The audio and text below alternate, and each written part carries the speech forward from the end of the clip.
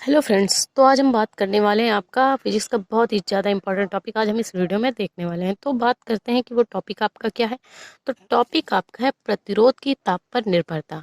तो प्रतिरोध ताप पर कैसे निर्भर करता है, मतलब कैसे डिपेंड करता है, उसके बारे में आज हम इस वीडियो में देख जानने वाले हैं। तो इसके लिए हम क्या करते हैं, सबसे पहले लेते हैं एक फिगर जिससे आपको बहुत अच्छे से समझ में आए। तो चलिए देखते हैं इसका फिगर। तो ये इसका फिगर है, आपने पहले वाले वीडियो में भी इस फिगर को देखा है। तो जब हम क्या करेंगे, जब ये कोई चालक है, अब इसमें भाई हम विभवांतर आरोपित करेंगे तो क्या होगा, विभवांतर आरोपित करने से आपकी धारा बहेगी, ठीक है। अब जब धारा पहुंचेगी तो चालक में क्या होता है, ढेर सारे इलेक्ट्रॉन्स होते हैं। कोई भी चालक हो उसमें ढेर सारे इलेक्ट्रॉन्स होते हैं। अब जब धारा यहाँ पे पहुंचेगी तो क्या होगा, ये जो इलेक्ट्रॉन्स हैं वो क्या करेंगे, जब धारा यहाँ पे मतलब कि कोई भी चीज हो, चार्ज जब आप ही के करंट लगे तो आपका शरीर क्या होगा, नाचने लगेगा। वैसे ही इलेक्ट्रॉन्स के साथ होगा, जब इलेक्ट्रॉन्स पे करंट लगेगा वो क्या करेंगे, नाचने लगेंगे पूरे में। तो क्या होगा कि इनके बीच में टक्कर होएगी।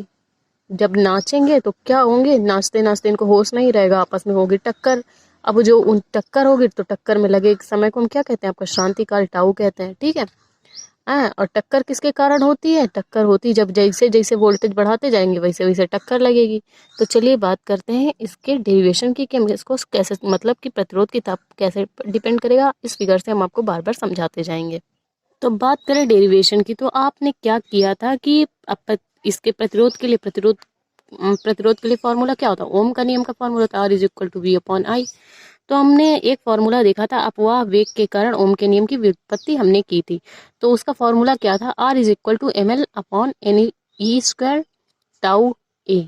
ये इसका फॉर्मूला था।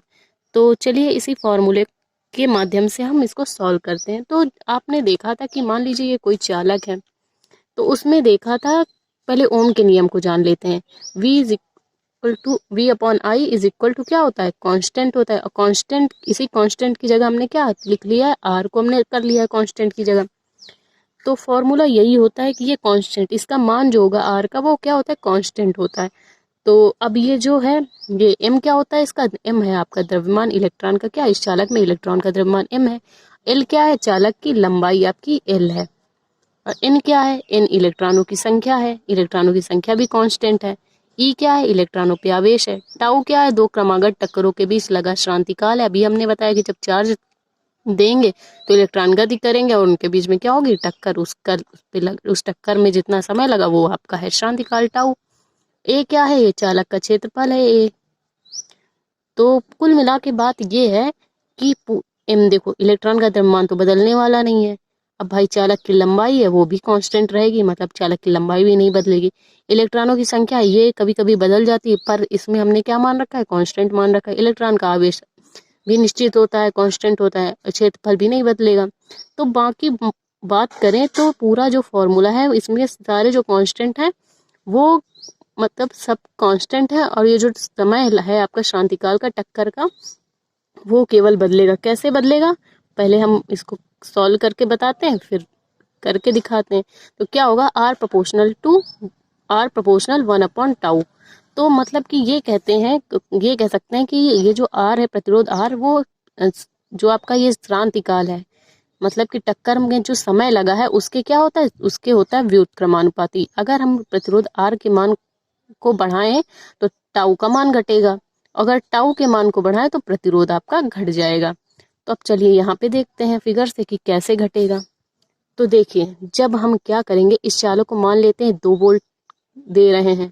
अब जब 2 वोल्ट का करंट लगेगा तो ये थोड़ी थोड़ी गति करेंगे और इसमें टक्कर में ज्यादा समय लगेगा। जब भाई धीरे धीरे चलेंगे तो पहुंचने में तो टाइम लगेगा ही, टक्कर में टाइम लगेगा।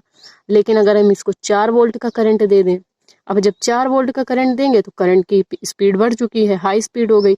अब ये इनमें टक्कर क्या होगी, जल्दी जल्दी होगी, और जो टक्कर का समय होगा वो कम लगेगा। मतलब कि कहने का मतलब यही है कि जब टक्कर में समय कम लग रहा है तो क्रांतिकाल का मान क्या हो रहा है, जब जैसे जैसे हम प्रतिरोध बढ़ा रहे हैं, मतलब जैसे जैसे विभवांतर को बढ़ा रहे हैं, टाउ का मान क्या हो रहा है, घट रहा है, और प्रतिरोध का मान क्या हो रहा है, बढ़ रहा है। तो कहने का मतलब यही है कि अगर हम प्रतिरोध का मान बढ़ाएं तो टाउ का मान घटेगा, और अगर हम टाउ का मान बढ़ाएं तो प्रतिरोध घटेगा, ठीक है। तो चलिए आगे देखते हैं। तो अब यहाँ से बात करते हैं कि माना यदि हम तापमान कितना मान ले, T डिग्री मान लें, टी नॉट मान लें तब प्रतिरोध क्या होगा, आर नॉट। यदि हम इसको मतलब मान लेते हैं कि 2 वोल्ट करंट दे रहे हैं तो प्रतिरोध क्या होगा, प्रतिरोध भी 2 वोल्ट होगा, मतलब कि प्रतिरोध आस ही पास होगा। तथा तापमान टी है तो प्रतिरोध क्या होगा, आर होगा। तो प्रतिरोध में परिवर्तन, यानी कि जब हम तापमान बढ़ा रहे हैं, मतलब कि तापमान का मान चेंज कर रहे हैं, तब प्रतिरोध के मान में कितना परिवर्तन हो रहा है उसको हम देखेंगे। तो प्रतिरोध में परिवर्तन क्या हो जाएगा, delta R is equal to क्या हो जाएगा, लास्ट वाले से हम क्या करेंगे, फर्स्ट वाले को घटा देंगे। आर टी था यहाँ पे आर टी है तो क्या होगा, आर टी माइनस आर, क्या हो जाएगा, R T minus R. Last वाले प्रतिरोध से हम पहले वाले को घटा देंगे, ठीक है। तो तापमान में परिवर्तन क्या हो जाएगा, तापमान में परिवर्तन आपका delta T is equal to क्या हो जाएगा, T minus T not. Last वाले प्रतिरोध से हम फर्स्ट वाले को घटा देंगे, ठीक है। तो चलिए आगे देखते हैं। तो आपने इतना समझा कि मतलब कि इसमें परिवर्तन, प्रतिरोध में परिवर्तन, तापमान में परिवर्तन हमने निकाला। अब हम बात करेंगे प्रतिरोध में परिवर्तन। प्रतिरोध में परिवर्तन जो आपका डेल्टा आर है वो किसके प्रोपोर्शनल है, आपके प्रारंभिक प्रतिरोध। प्रारंभिक प्रतिरोध कौन है, आर नॉट के प्रोपोर्शनल है। तो चलिए देखते हैं तो क्या हो जाएगा, डेल्टा आर प्रोपोर्शनल किसके है, आर नॉट के। ये आपकी इक्वेशन कौन सी बनती है, फर्स्ट। तो अब प्रतिरोध में परिवर्तन हो गया। अब चलिए प्रतिरोध में परिवर्तन आपका किसके प्रोपोर्शनल है, और पहले प्रारंभिक प्रतिरोध के, फिर क्या हो जाएगा तापमान में परिवर्तन के।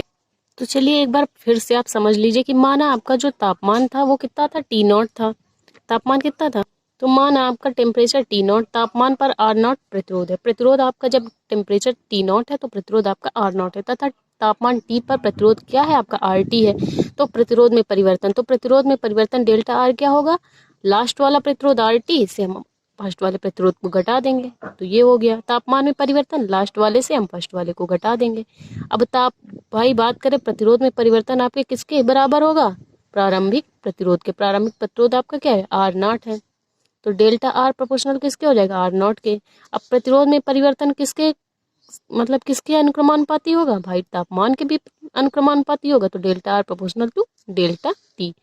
तो अब चलिए समीकरण 1 और 2 से, ये दोनों समीकरण से हम लगाएंगे।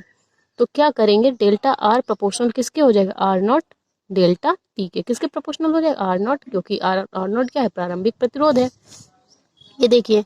और ये डेल्टा टी इन दोनों के प्रोपोर्शनल है। तो यहाँ से क्या हो जाएगा, आप जानते हैं जब प्रोपोर्शनल का सिंबल हटता है तो बराबर का चिन्ह आता है। तो यहाँ पे क्या हो जाएगा, delta R is equal to alpha R not T, जहाँ पे अल्फा क्या है, आपका ताप गुणांक है। तो अब यहाँ से देखिए डेल्टा आर की जगह हम क्या रख सकते हैं, डेल्टा आर का मान हमने क्या निकाला था, ताप प्रतिरोध में परिवर्तन R T minus R not. तो डेल्टा आर की जगह हमने क्या रख दिया, R T minus R not. और जो आपका ये रहेगा प्रोपोर्शन, मतलब कि is equal to alpha R not delta T. तो अब हम इसको खोल लेते हैं भैया, क्या हो जाएगा, आर टी और आर नॉट को ले जाएंगे उधर, कर देंगे पक्षांतर। तो यहाँ से क्या हो जाएगा, alpha R not plus R not delta T, ठीक है।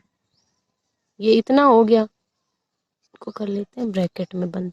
तो आर टी यहाँ से क्या हो जाएगा, आर नॉट को हम कर लेते हैं कॉमन, अल्फा प्लस 1। तो यहाँ से क्या हो जाएगा, R not alpha plus 1 delta T. तो आर नॉट की जगह R not 1 plus delta alpha delta T.